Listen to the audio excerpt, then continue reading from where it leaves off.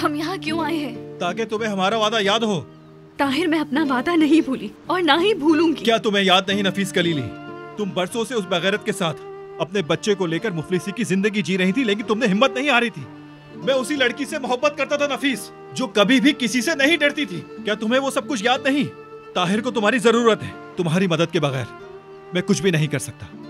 और आज मुझे तुम्हारी जरूरत है तो तुम अपने वादे भूल रही हो। मुझे भी उसकी जरूरत है। हम ईद को लेंगे। हम उसे जरूर लेंगे।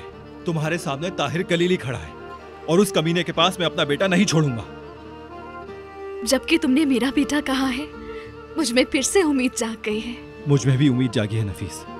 क्या तुमने नहीं देखा था कल तक ताहिर भाई बोलने वाले बच्चे ने मुझे बाबा कहकर पुकारा था। आज के बाद कोई भी पूछेगा कि ये तुम्हारा बेटा है तो मैं कहूंगा हाँ। मैं कसम खाता हूं नफीस, आज से मैं ही उस बच्चे का बाप हूं।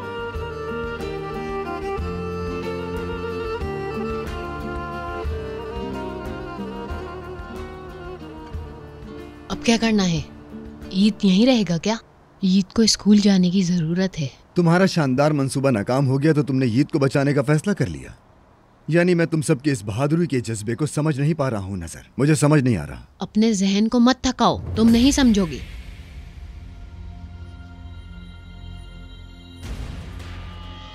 मैं देख रहा हूँ कि तुम काफी बहादुर हो गई हो।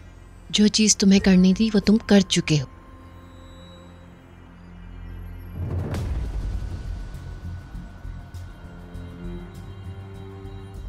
तुम गलत हो नजर।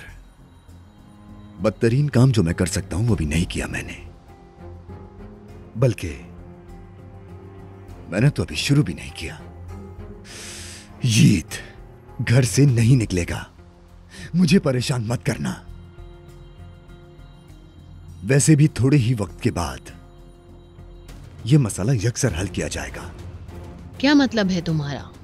मतलब ईद का ख्याल रखना और वो घर से बाहर ना निकले। मेरे आदमी तुम्हारी बहन को घर ले जाएंगे। मुझे इतनी बड़ी फैमिली पसंद नहीं।